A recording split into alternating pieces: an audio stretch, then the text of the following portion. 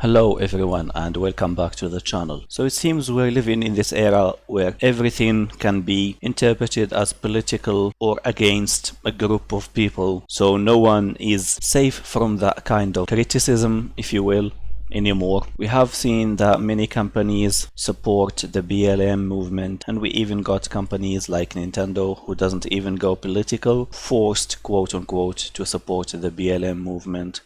We've got Activision Blizzard removing some things from their games. Activision Blizzard are just scumbags who care about money, and it manifested very clearly during the BlizzCon incident. And to be honest, Sony and others aren't really different. They just follow where the loud is, and they don't want to be criticized for probably not supporting a certain political group or political affiliation. Again, the BLM influence trying to get to Cyberpunk 2077, and I am glad to say that they didn't bend the knee because they did nothing wrong, and because the game has been in development for a very long time. So why should they change at the 11th hour the things that they have in their games just because something urgent happened in the world? And it is great to see that they are not going to accept being told what their game is about. So we have this article here from WCCF Tech saying Cyberpunk 2077 developer on BLM influences. Ours is a work of art, not a political statement. Very clear and concise, to the point. So here is a translated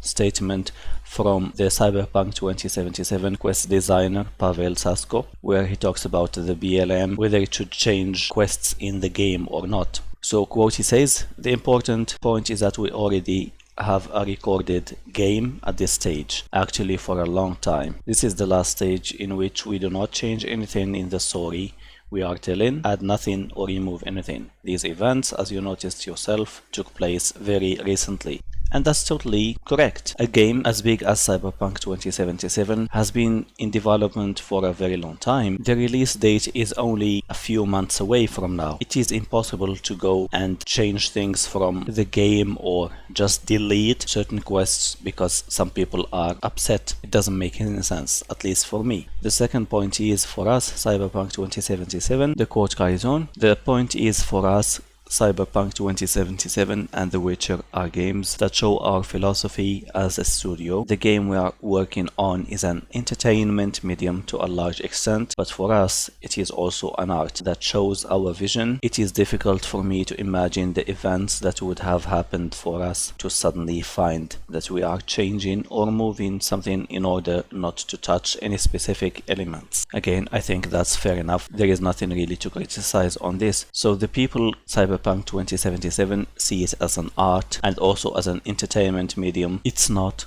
meant to be anything political, because the game industry is an entertainment industry, and if someone wants to put their politics in it, they're going to fail. And we have a game that tried to push identity politics very hard, so much so that they ruined the story and they just force things in order to fit what someone believes is right or wrong, and it flopped. Anyway, I think you saw the elements in the game that touched it, so you could find out for yourself. For me, the most important thing is that our game is not a political statement, a political thesis. For me and my team, Cyberpunk 2077 is a work of art, and I always stick to it. I always say it to my designers.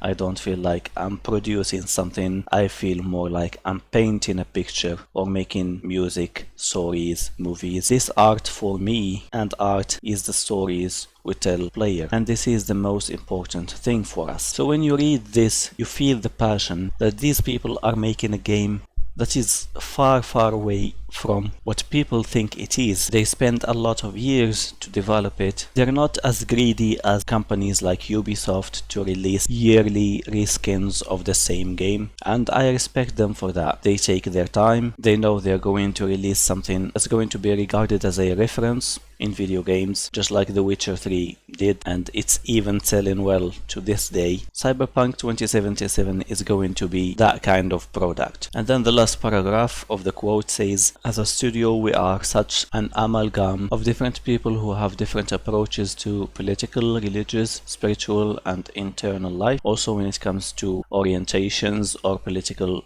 sympathies. As a studio, we always try to cultivate openness and approach it in such a way that everyone can have a say and that each of these shades can be represented, as long as it is, of course, within the law and reason, so that each player can find something for everyone and find answers to your own questions. And yeah, in this last paragraph you can see they are emphasizing on the fact that the people who work under this project are diverse people when it comes to the way they think and behave, and they say that they listen to everyone, so I would take their word unless proven otherwise. This year 2020 is such a weird year. Everyone is trying to get offended by something. We even see that with Ghost of Tsushima, which is a game made about something that happened in the 12th century, and it never claimed to be something historical or accurate, but people want it to become something that it's not. And there will always be some morons who will find some